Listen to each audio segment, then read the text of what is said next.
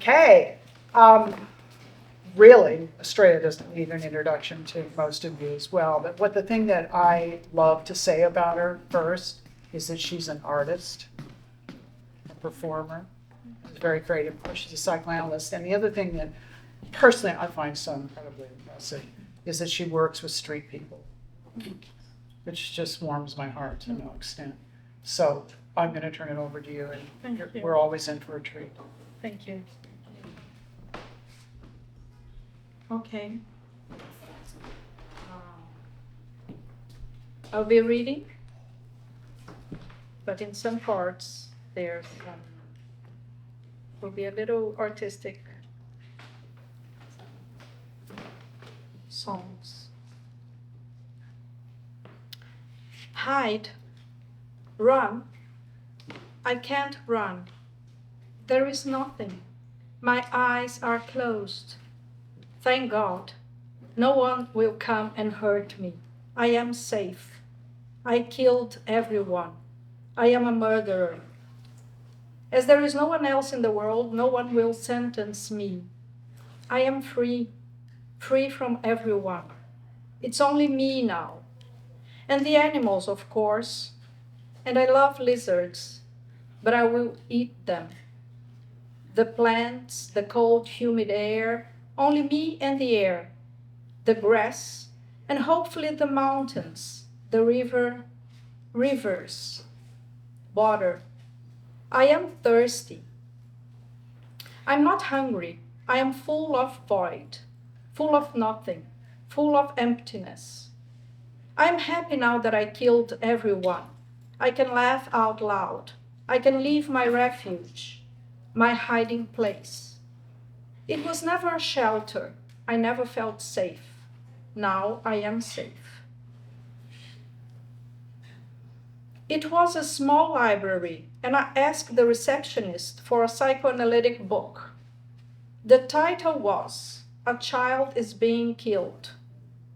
I'm searching for this book now at Amazon.com. It says, A Child is Being Killed, book by Serge Leclerc. 5 out of 5 stars, 4 reviews, hardcover, $40.98. Description.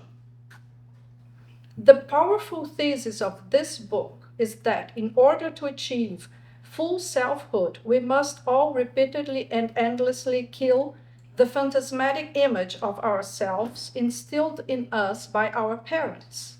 We must all combat what the author calls primary narcissism, a projection of the child our parents wanted.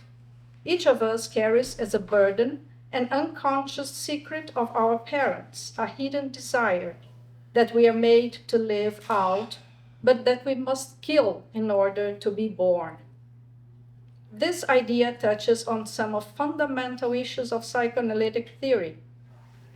Around it, the author builds an intricate analysis of the relation between primary narcissism and that drive.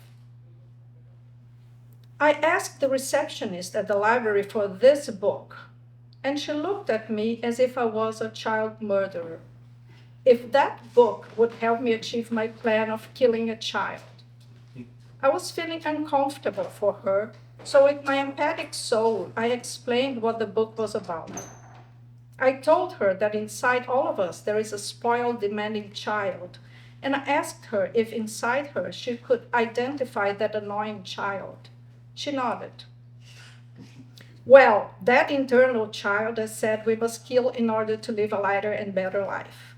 We may keep our loving child, but the spoiled, demanding little creature, we must kill it. She felt happy to understand the meaning of the book and smiled, acknowledging I wouldn't kill any child. I was not a mass murderer. But I am a mass murderer. I have the potential. Hide. 1, 2, 3, 4, 5, 6, 7, 8, 9, 10, 11, 12. Hide. Remain unseen. Is that a frog? I love them. I love animals. I'm not afraid of them. I'm not afraid of snakes and spiders. I'm afraid of people, and that is why I had to kill them. 5, 4, 3, 2, 1. Boom. Heart. I'm holding my heart with my own hand. It is beating. You thought you could control me, but my heart was beating on the palm of my hand, and I could smash it and eat it. The bomb exploded, and the end. I am dead. I killed my sister. I am alive. I'm the top of the mountain, finally. Quote, do you suppose there is such a place, Toto, where there isn't any trouble? There must be. Dorothy in Wizard of Oz. It was the school gymnasium. I was dressed up in a butterfly costume. I was transformed into a butterfly with huge, colorful wings. I was a butterfly. I had no limits. There is blood on the playground, in the middle of the jungle gym. The metal pipe is open. You cannot climb there because you will fall exactly on the top of the metal pipe and there will be blood. It will hurt you. I chose to play on the swing, and when it was high, I decided to jump. The floor was hard. I feel pain. I chose to swing again and I jumped again. The dead world and the real world, both are the truth. Sand, earth, air, fire. The soil is organic matter consisting of plants and animals in decomposition. Wikipedia. Decomposition or rot is the process by which dead organic substances are broken down into simpler organic or inorganic matter. There, I also learned what a nurse log was.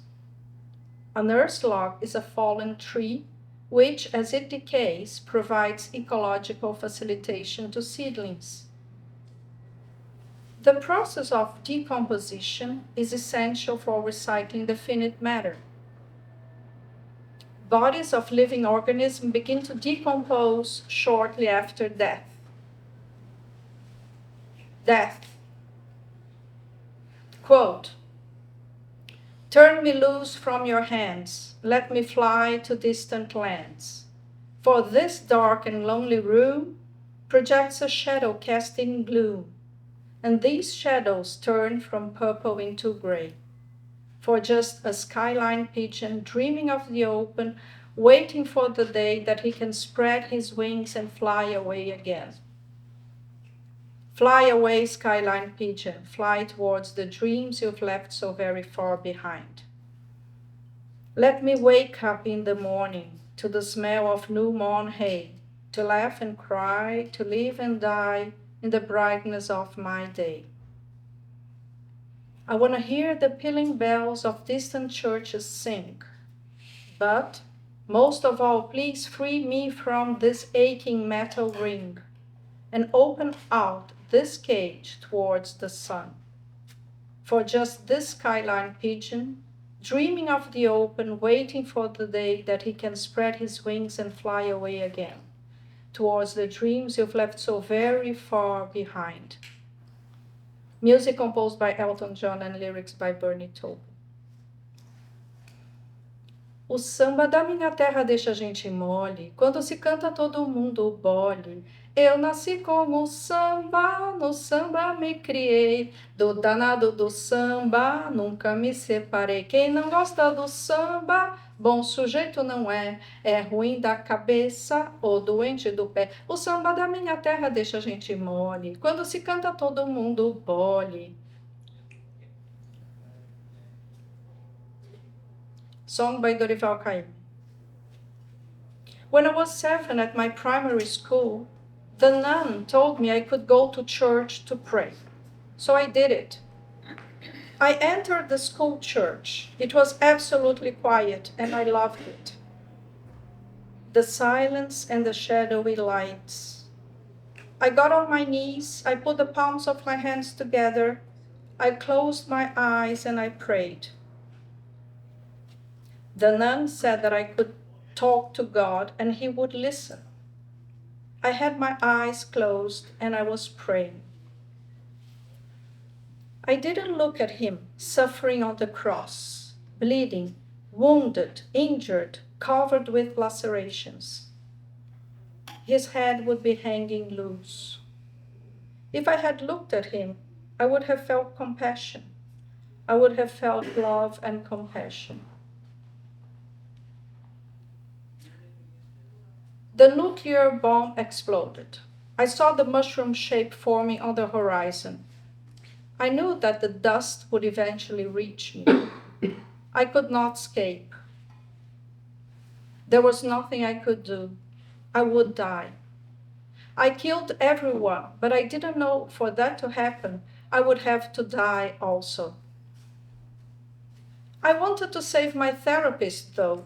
She was a nice woman, absolutely dedicated. I wanted to save her because she was so dedicated to me. Before every session, she would text me, "Hi, Astrea, we have a session today. See you soon." She taught me to be on time.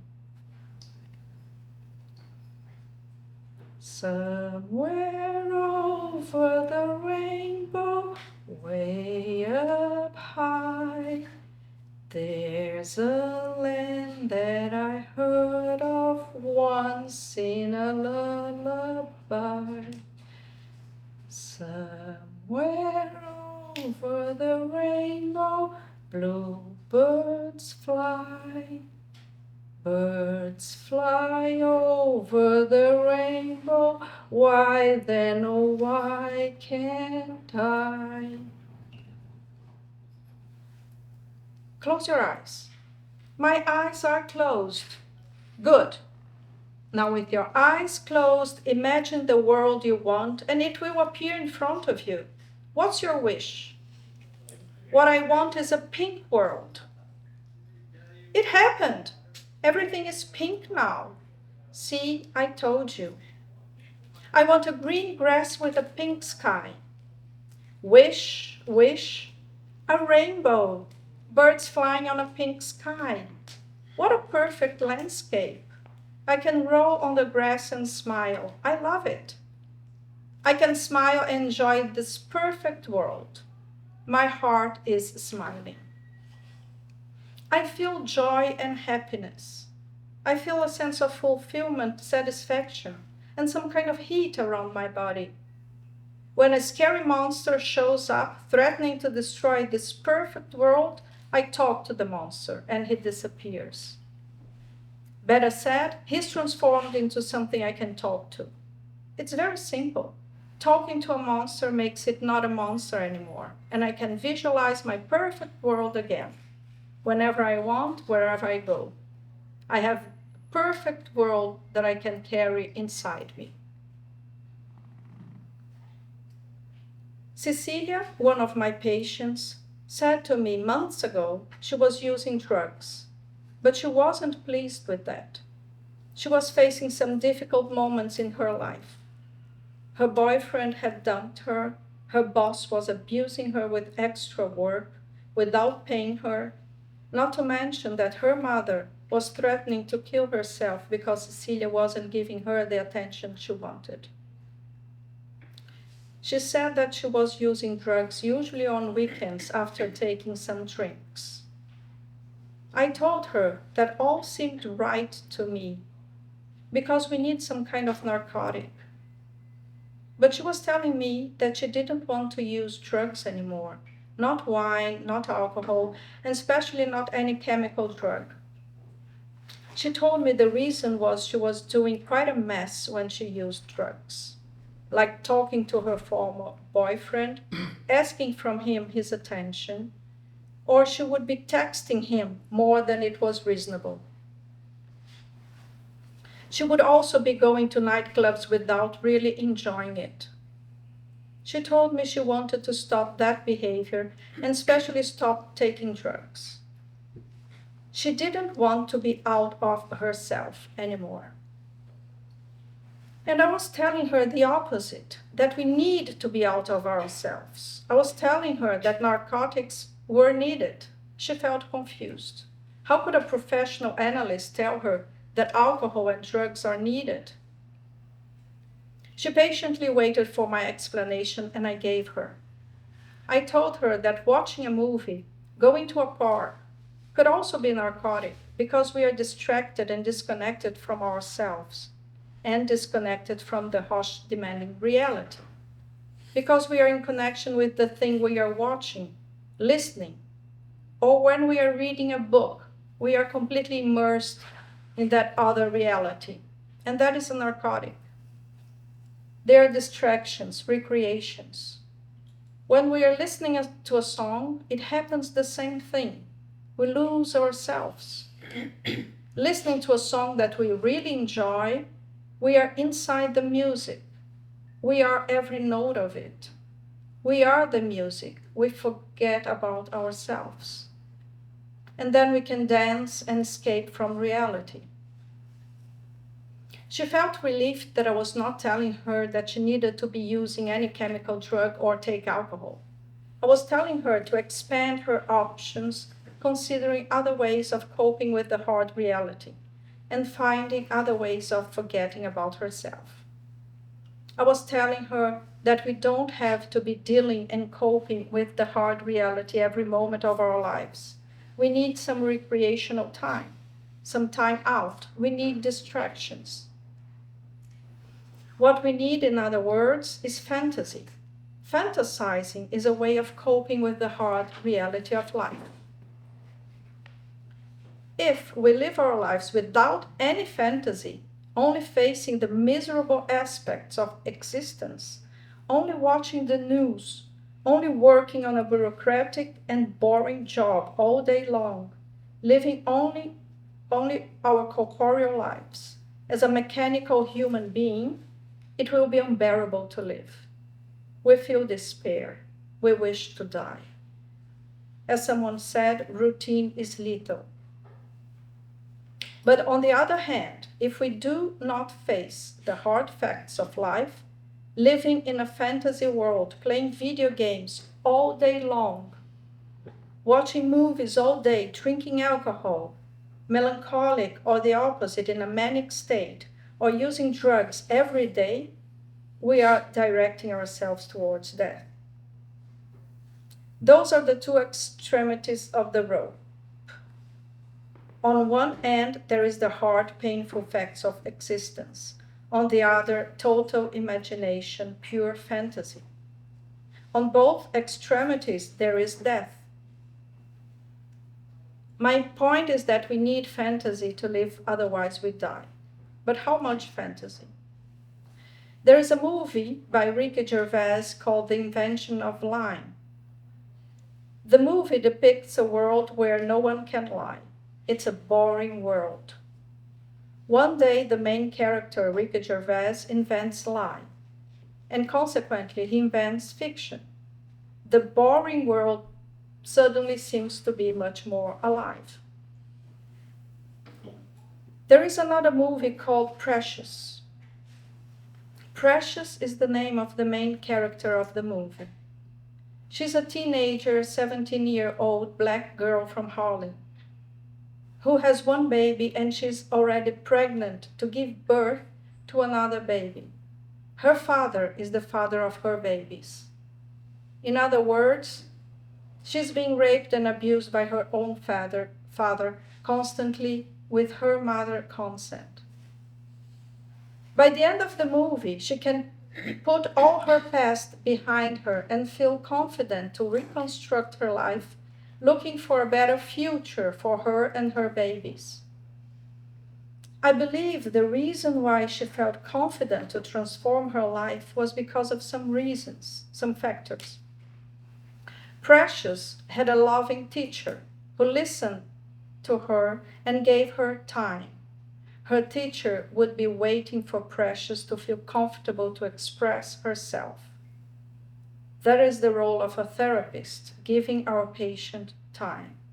Time for silence, time for words, time for fantasy, time for painful reality, time to laugh, time to cry. Our patients need time, and we must act accordingly to their time, not ours. Precious' teacher gave her time. Another reason I believe Precious was able to transform her life was because of her defense mechanism. While she was being raped by her father, she would be daydreaming, fantasizing. She would be fantasizing that she is a model. She's a famous, a beautiful woman in all her glory, photographed by paparazzi, smiling, confident, and happy. In her daydream, she is loved by everybody. While she was being abused and raped, she was at the same time imagining in her dream world that she was a magnificent woman. Her defense mechanism made her experience some kind of power and control over her mind, and defending herself from what was really going on, using her fantasy to imagine something better for her. She was in control not of the reality, but in control of her imagination. The other reason I believe that she escaped from her awful past was that she had the courage to face reality as it was, without any fantasy. At the moment she was not being raped, and she faced the truth, the awful truths, and the real facts of her life. She could see what was really happening with her and her life without any fantasy. She could see the hard, miserable, painful reality she was living in. My understanding is that her daydreaming fantasy world injected some stimulus, some courage to face reality, to see life as it was. Fantasy acted as an injection of vitality, and that injection made her powerful enough to face the painful reality. Fantasy gave her energy and enabled her to cope with the true facts of her life. She had the capacity of differentiating what was fantasy and what was reality. She was not stuck in any of those extremities. I would like to add some more words concerning the difference between reality and fantasy. Actually, reality is made of some fantasy. Reality without fantasy is what I've been calling hard reality, which is the painful existential facts of life. The real, as Lacan calls it, the cruel world, the world without symbols, without language, without imagination. It is a traumatic world. We might say the reality without fantasy is the hard facts of life, and reality with fantasy is our daily shared reality. Shared reality enables us to connect to the external world. In other words, fantasy is what connects us. Fantasy does not take us apart. On the contrary, without fantasy, our connection with other people would be very restricted because we would be encapsulated in ourselves. When we are in a melancholic or manic state, or when we are totally delusional or experiencing excruciating corporeal pain, or hallucinating under the effects of a potent psychedelic drug, in all those cases, it's very hard to connect with people outside ourselves. There is no shared reality to be shared. That is why Freud believed it was, if not impossible, very hard to treat psychosis. Because in all those cases I mentioned, there is no fantasy, either only the corporeal sensation or total imagination, delusion. Those are states of minds that do not presuppose a connection with someone else. Fantasy is not something fixed. Fantasy is something movable. Fantasy is not stuck into one fixed idea. I fantasize that I am the best person in the world one day. The next day, I fantasize I'm the worst person in the world. It is movable, flexible. When a baby is born, the caregiver fantasizes about the future of that little human body, giving the baby a place in the world. This unconscious fantasized idea of a self, imagined by our parents, instilled in the baby forming self, it's called primary narcissism. It is what enables us to have a place in the world. And it is a necessary condition for us to exist. Because without the primary narcissism, we could not have an imaginary place in the world and a self. We would be occupying other people's space, not ours. If we are stuck in primary narcissism, it feels like death because we wouldn't give birth to our own selves. We would be living only in the fantasy and imagination of what our caregivers, our parents wanted for us. It's just like we've been living as a robot. We wouldn't feel alive. There's a woman called Fabia. She is 34 years old. She's a nurse and she takes care of elderly people. She's the youngest of 5 siblings. She says her parents didn't want her, but as soon as she was born, her parents understood she would be the one to take care of them when they got old. That was the role designated in her family for her. That's the story she remembers hearing when she was a little girl.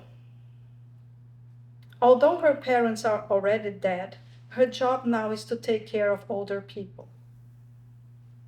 She is depressed and has some suicidal ideas.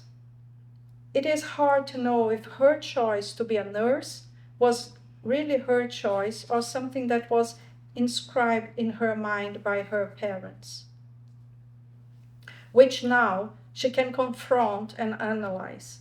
It is the role of therapy to investigate what she really desires. If it is possible to create a new self, different from the one she is identified with. When we are little, we go to school. We see other children with different selves, different personalities, children who are different from us, with different parents, a different father, different mother, and we compare ourselves with them. And we may try to experiment, identifying with other ways of being. When we are growing up, we do the same. We experiment or try to experiment something different from what was unconsciously or consciously predestined for us. Something different from primary narcissism. Experimenting a multiplicity of different selves. If not living them in reality, at least imagining them. That is something we could do all our lives to make life richer. One day we are a butterfly, the other day we are a psychotherapist. We are objects of ourselves as much as we are subjects at the same time. Fantasizing a multitude of possible selves demands imagination, and it is a construction from our part. A therapist can help in that construction. Fantasy is the means by which we avoid death. Fantasy is a way of coping with the painful, awful facts of existence.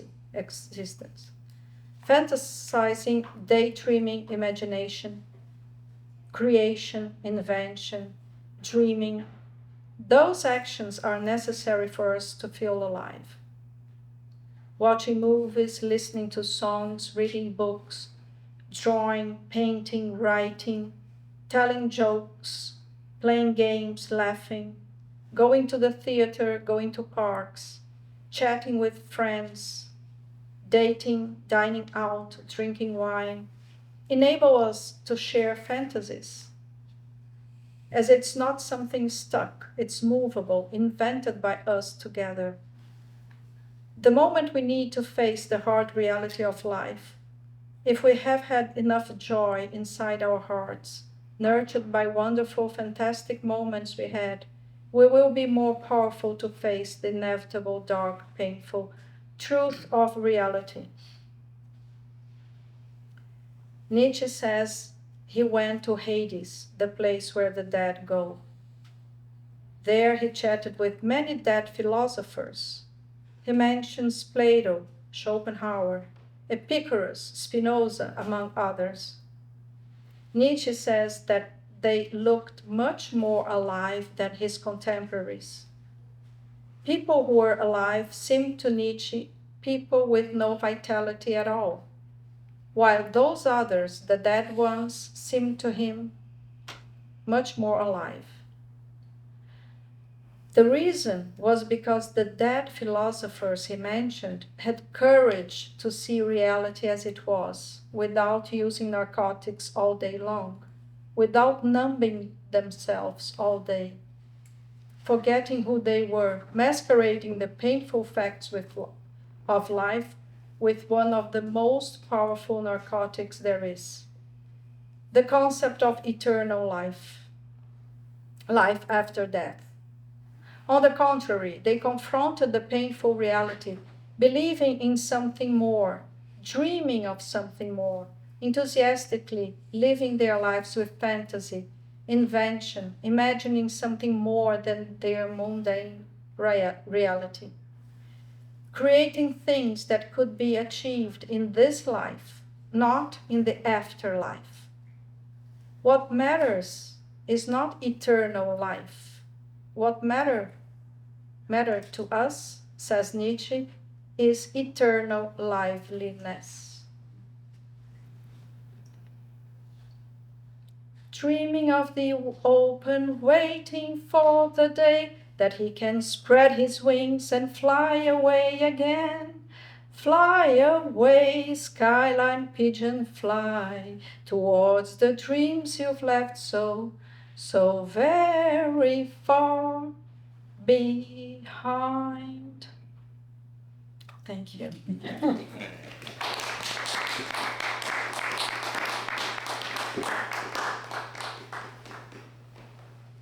Thank you, Astrea. So just opening up for comments, questions, and sharing, whatever you'd like. Yeah, I love this theme of fantasy. Freud said that, of course, he was the first to point that we live in fantasy all the time, both in our dreams and while we're awake. And one comment he made about neurosis is that neurotics treat fantasies as though they're realities. That there's a confusion there. For a lot of us, fantasies are hopeful. We're looking forward to something that we're generating and creating, and part of our ambitions. And yet, for some people, that never happens. It's always the fantasy accompanying the life that they're living. And through fantasy, life is much more precious to them. And in some ways, your vignette about the girl who used fantasy to cope with really a terrible situation is so beautiful. Yes. It can be save your life. Yes. Yes. I love that. Yeah. Her mechanism of defending herself from the awful reality. Yeah, it was a good mechanism then. Yeah. And yes, I think that the confusion between fantasy and reality in neurosis is that the neurotic thinks the fantasy is reality, but they don't see it can be changed. So that's the key, I think, that you can change. As I was giving the example, someday I think I'm the best person in the world. Yeah, I'm great, and cannot be anyone better than me. And the next day I'm the worst. Everyone is better than me. So that's really very movable. Both are fantasies. So if a neurotic could see the fantasy can be moved, like could be this and that the other day, and then change. You don't have to be stuck into one fantasy. Well, imagining comes into the business. Exactly. Like going through something painful and imagining a better future. Yeah. Yes. That's a very important quality. Yeah. It takes effort to imagine also, I think. I don't know what you think. I think Viktor Frankl also spoke about it, right? Like fantasy as a way of survival. And he looked at concentration camps. Right. Okay. Yes. Yeah. Oh, good. Yeah. I just wanted to wonder, the British make a distinction between fantasy with a PH and fantasy with an F. And the point with the fantasy with a PH is that they say that that's unconscious fantasy, and that's as opposed to the other kind. Now the question is, by the way, a beautiful paper, beautiful, but we all appreciate it. Thank Obvious. That we think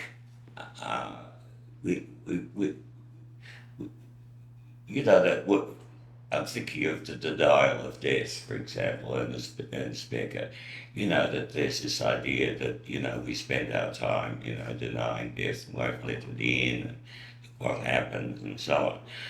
But one point that I thought, comes through with what you're saying is the actual preservation of life that's involved with fantasy. That's that woman being raped by her father, the girl being raped by her father, and thinking she's in another world, and that was the way in which she preserved herself.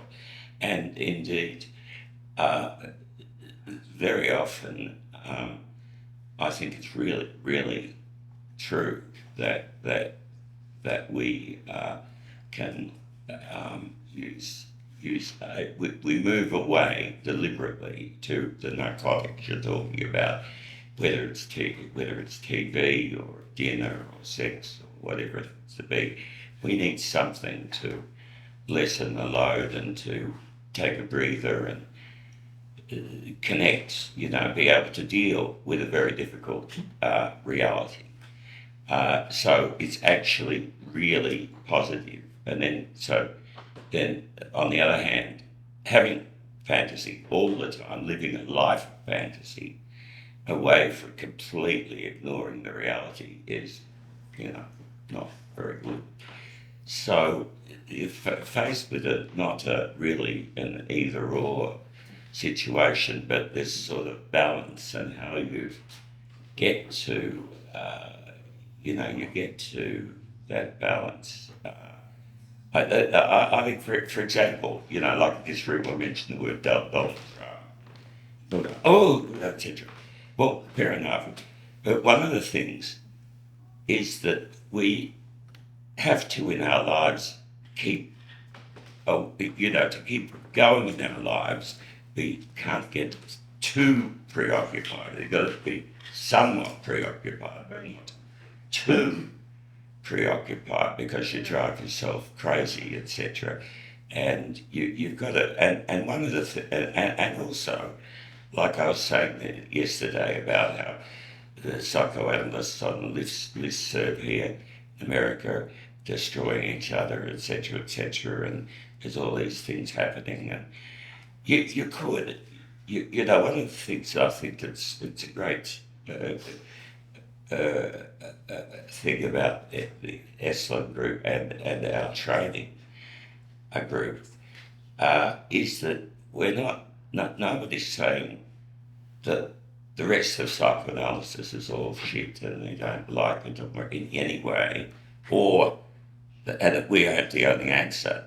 But we say, it's so bad, isn't this terrible? And we beat our chests and we keep staying in the arguments with people and never get going. And yet what's happened is in this powerless situation with psychoanalysis, some people took a decision to say, we're not going to, it's there, we're not denying it, but we're going to take active move, even in a small way, to change things by doing our own thing.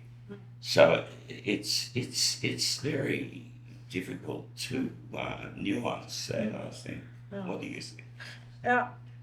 First, I was thinking about the difference. You said fantasy with PH and F, the French, and Lacan, I think it differentiate. And one unconscious and the other one more conscious. And I think the one he calls the PH with like phantasmatic, like a phantom, is what scares you, and at the same time is what you desire. And I think the therapy is the going through your fantasy, your phantom with PH, to understanding it. Then you will go to the end of your analysis for Lacan, when you go through your fantasy as a phantom,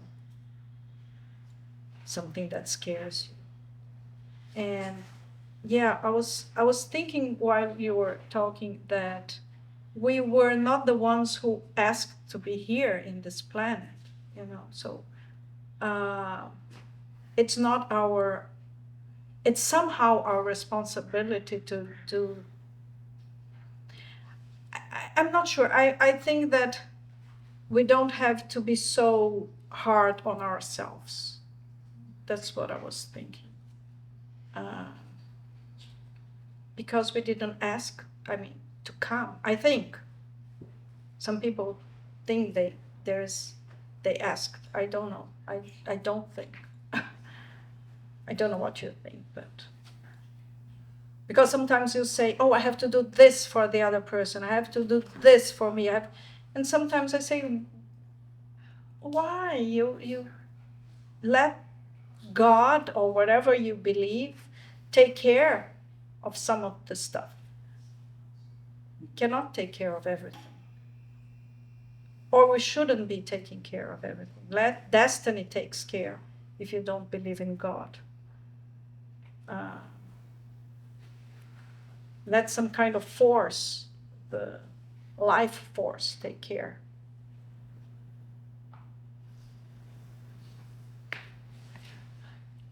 Thanks for all that. There's these two ply levels I was taking you in, but this one level is almost like not even listening to the words you're saying, and this poetry and these song lyrics, and I love lizards, but I'll eat them, and something about, it was almost chilling, the themes you were talking about, even the song that you sang in the language I didn't understand, was it Spanish or Portuguese? Yeah. Samba. So it's some energy level that you were touching on. It's very powerful. And then this idea of fantasy, it's like fantasy or hard reality. Yes. Or if we call it, if we want to parse it out, neurotic, fantasy, psychotic, delusion, all the ways that us psychotypes try to make sense of this stuff. That embedded in the fantasy or embedded in the delusion is the reality. It's like the existence of the fantasy already points to what gave rise to the need for the fantasy to even exist, or the delusion, let's say. This idea of withdrawing from contact, but doing it in a way, let's say in the psychotic delusion, that is full of massive amounts of contact, with powerful entities. I'm not just having a little contact, I have All of the giant, helicopters. powerful beings coming after me that I must. It's Armageddon. It's hand-to-hand combat. It's everything's at stake. The life of the planet. All of humanity. And so, in that way, the fantasy of a delusion gets to keep on existing because it's already the hardcore reality. There's this line from Richard Rodigan.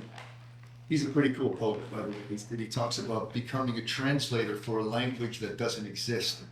And that's this language of learning how to translate the person's language, this dead language, bringing it to life, and it's fantasy that's all reified. The neurotic that thinks the fantasy's real, it's psychotic that has a reified, or what's the word, concretized story, but it's so rich once some translation that reality's already there. I don't know where I'm going with this, except they're not separate. Yeah. So the fantasy it's like it is this coping. Fantasy, like the Girl of Precious. I've never seen that movie. No. What are you talking about? Yeah. Like, fuck. It's very. Yeah. very So this fantasy to just stay on the ledge somewhere.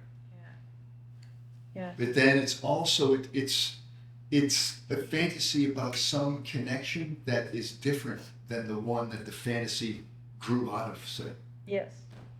Yeah. I Thanks think for it's all the. that. Thank you. It's the question of connection and sharing, right?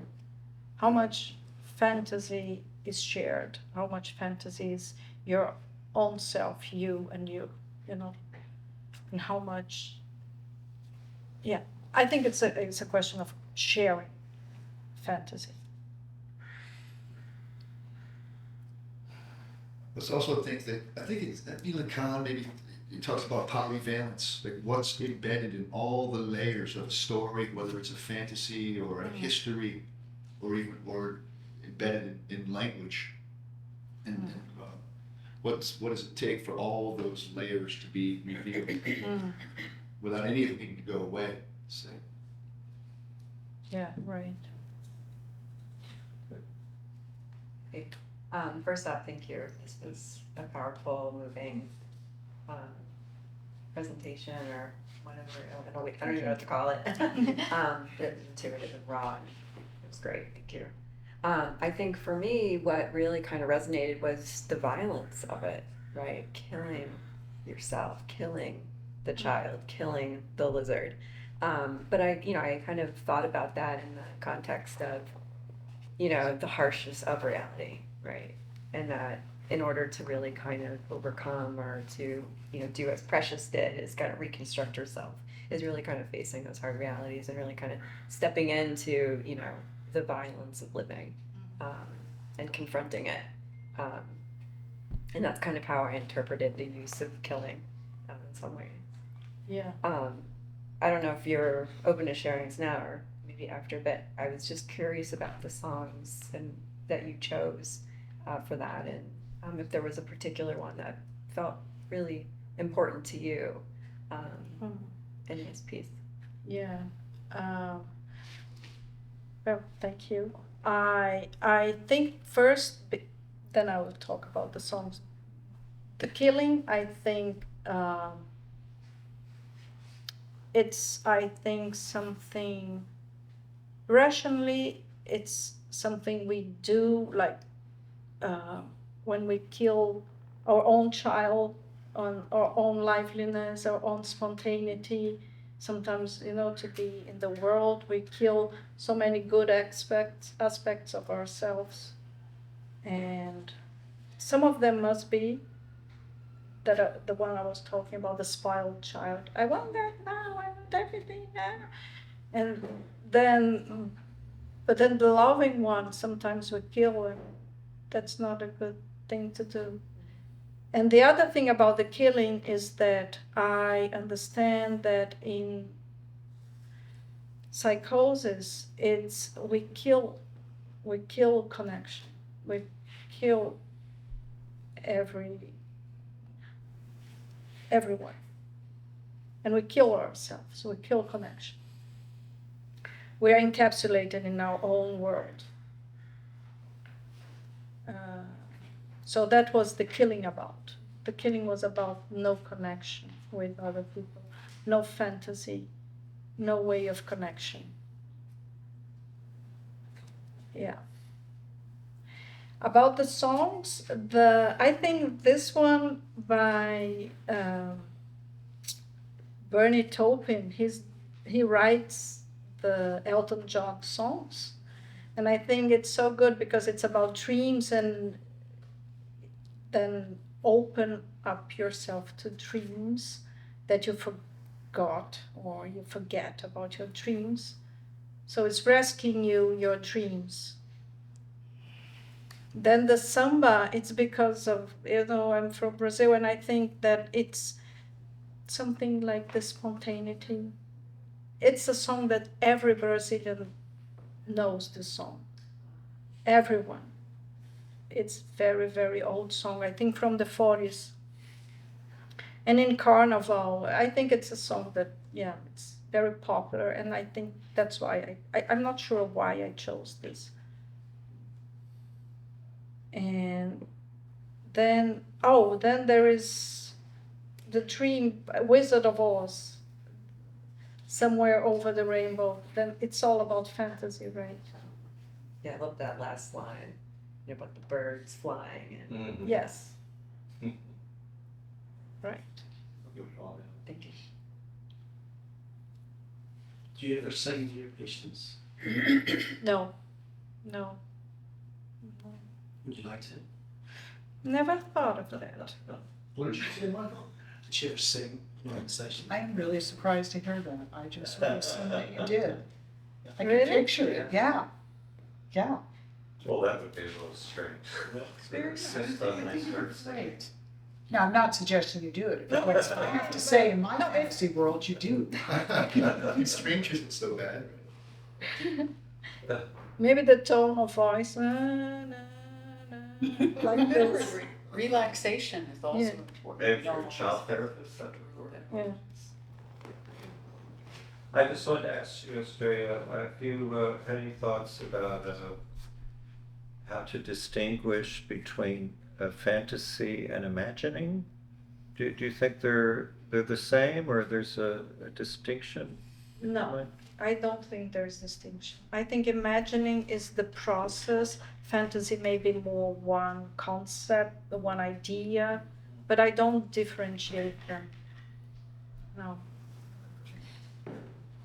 I would have to think more, but I think, no. Would you? I don't know. I don't think, You said a distinction about them. yeah. What's that? Go ahead. You said a distinction about them. Oh, did I? Yeah, well, I heard a distinction. You were saying that that the fantasy is there, but you'd have to use your imagination if you were in that neuroses. You'd have to be able to employ imagination in order to build yourself out of the fantasy. Someone said that, didn't they? No, you just did. No, that's a good point. I think, You'd have I to be mean, able to imagine something else. some fantasies are, I guess, really terrible. They're painful. You want to kill somebody, or you're afraid somebody's going to kill you. Paranoia is some form of fantasy. But imagining, I usually think of as a positive thing. Well, you seem to have agency with imagining. Yeah, and it's a creative part of ourselves that we can imagine, like painters, obviously, writers have to use imagination. That's how I think of it. Sartre wrote a book on imagination, didn't he, Doug? Yeah. If I've heard. However, I think That it's is the- interesting to contemplate that is there really a big difference, that fantasy. Now, that girl, for example, certainly was She using imagined an that imagination. stuff, Yeah. Yeah. to her betterment, and Yeah. fantasy has kind of a negative connotation often. It can, Doesn't yeah. need to. Yeah, it Doesn't can. need to, yeah. Yeah, good. But I usually put them together, like dream. Your dream, when you're really dreaming at night and you have a dream, it could also be very much connected for me to imagination Right. and fantasy. I put them kind of in the same, but I understand that there are differences, and there is a process of imagining, and I think it takes work and it's not easy to imagine. It's something that you must, it's like going to gym and to. Yeah, you can It's use it a as a muscle. practice, and you get It's a better and better. practice. I agree. Yeah, You I get think stronger and stronger at it. Yes. And the ability Yes. to use the imaginal to change your Yes. brain. Yes. And the nice thing about fantasies is they don't cost us anything. You can have a pleasing fantasy, you can live in that fantasy. Desire, on the other hand, is a whole other thing, because that's something you're doing, you're acting on your desire. That comes at a cost. It elicits anxiety. And you could fail, you could lose, there's all kinds of things at stake with desires. And I think that was something implicit in Freud, is that the more neurotic you are, the more in fantasy you live. And as you get healthier, the more you risk your desires.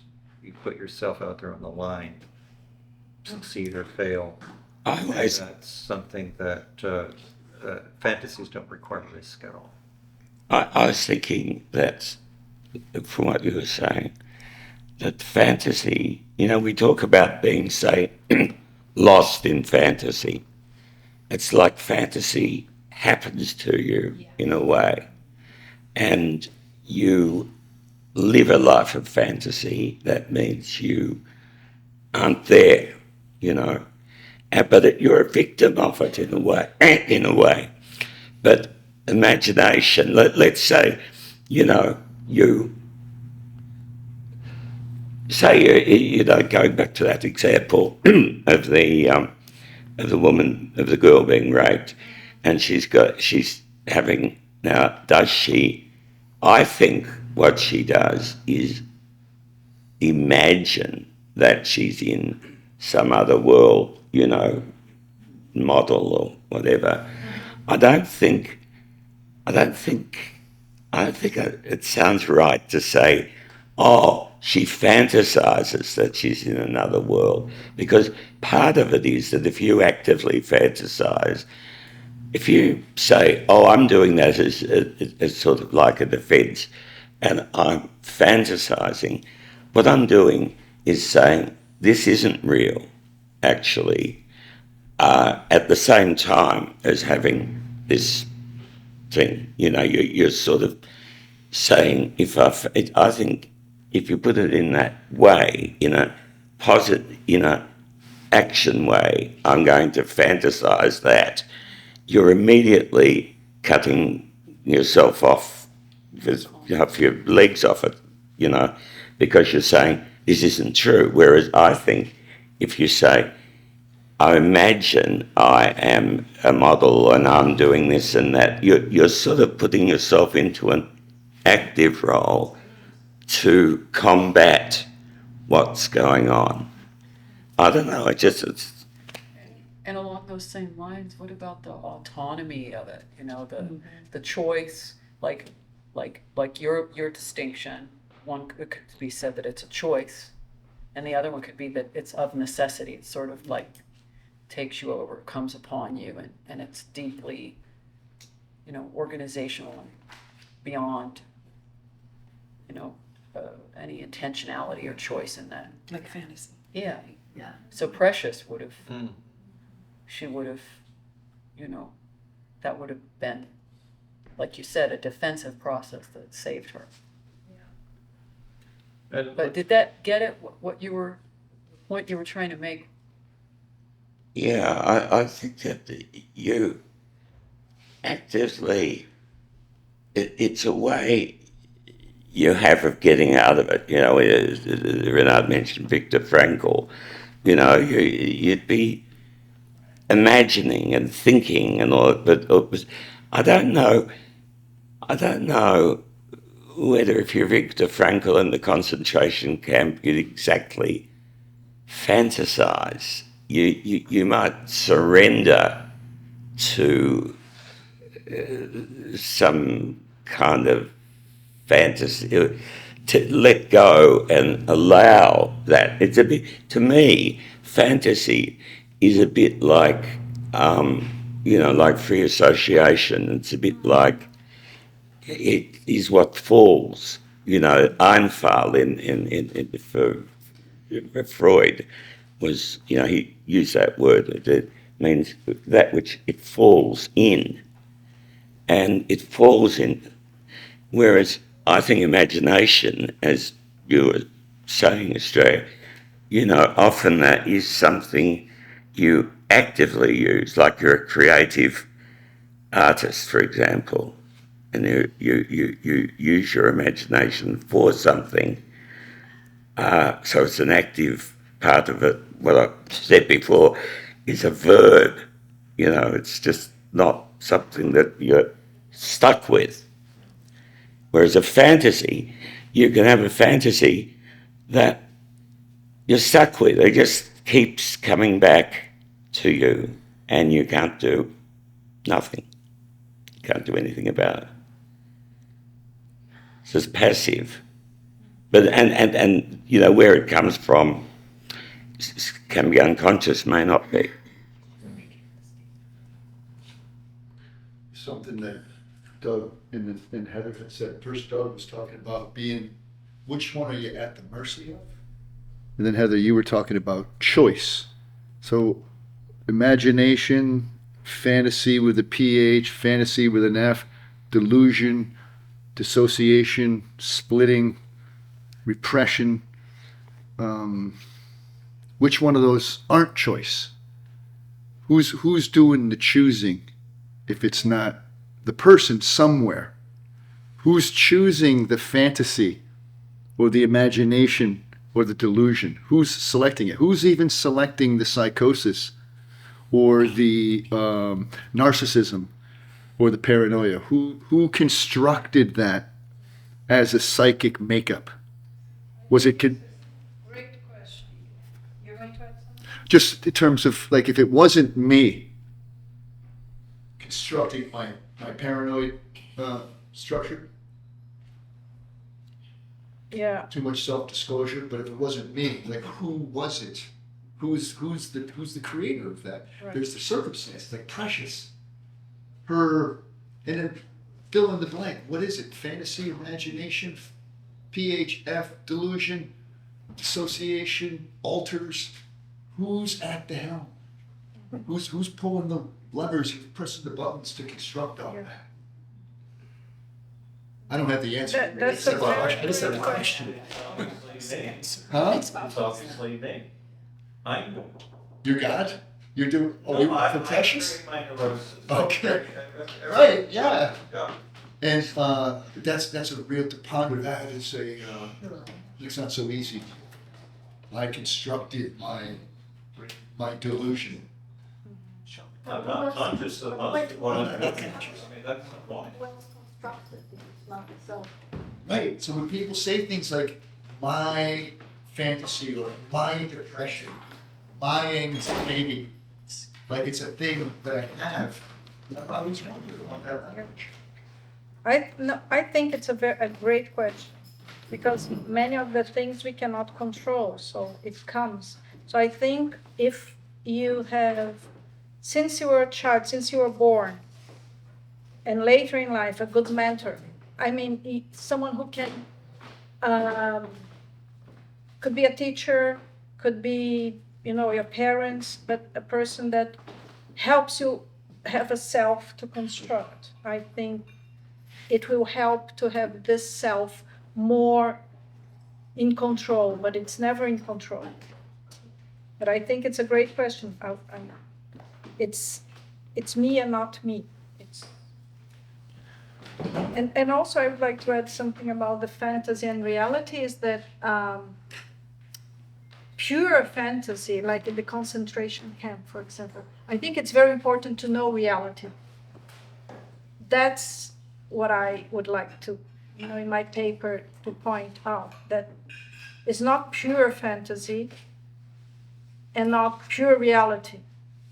So when you can fantasize inside a concentration camp or in an awful reality, I think it's very good. But to know the awful reality and to be in contact that this could happen to me, I could die, or I could suffer a lot here, and that's often what's happening. I think that's the balance. That's important. That's what keeps you sane on some Yes. Yeah. level, in that balance. I said that's what keeps you sane on some level, the balance of being able to sort of digest the this is what's happening, this could happen to me, and I can also escape into this fantasy. Yeah. To hold that range. Because there is another movie where it's a father and a child inside the concentration camp. Do you remember this one? And he says to the child that everything is a playground, and I do not have. It's a beautiful day. Yeah, Beautiful. I think I would have talked to the child saying, this is awful, but we are going to invent everything. We're going to invent that this is a beautiful park, but it's not. But we will, together, we'll see everything beautiful and green, but that's not the truth. It's something invention.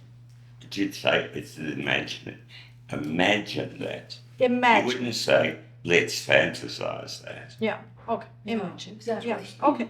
Well, he didn't even say let's imagine it. He said this is what it Yeah, is. this is what it is. That's what I don't like in this movie. That's, well, I liked it because he was doing it for his son. And that he was Okay. manipulating his son, Yeah, it was completely manipulating him, and at the same time trying to save his It's life. called innocence. Yes, exactly. I mean, if you explain we're going to do this because everyone's being incinerated, what's preserved, and isn't that what we do with children? You know? We don't have maybe to use the word incinerated. We can say there are bad things happening here. It's not all beautiful, but we are going to imagine beautiful things together. Yeah, you could do that. That movie was extreme. Yeah, but yeah, I like the I did idea. too, but I like- it angered a lot of people for the exact reason you're Yeah. talking about. Which movie is it? Beautiful Life. It's about, It's profound. it's profound. They're in a concentration camp. And Yeah, father and pretends they're at a circus or whatever. It's not a circus, but he's helping this child not see what's really going on. yeah, But it is an example of how we can creatively shut out reality, even though we know it at the same time. Yeah. We know it, but we don't know it because we Exactly. don't think about it all the time. We try and direct our attention to something else and we actively do that. And then what that does is it has the other stuff. It's still there, but Yeah. it's behind you. And you lose it for a while. But, you use, I said before, to in response to you, narcotic. We need, that is what makes us surpass our situation. Beckett said, in one of his novels, he said, I can't go on. I always get it wrong. I can't go on. I must go on. I can't go on. I'll go on. So it's where you realise, I think it's I must go on. I can't go on. I'll go on. So what that means is you want to go on, and then you say, oh shit, it's just impossible. And at exactly that time, something comes into your being that can say, all right, Yeah. I'll go on nonetheless. And I think that's the something they was talking about. What's this something that is in control, right?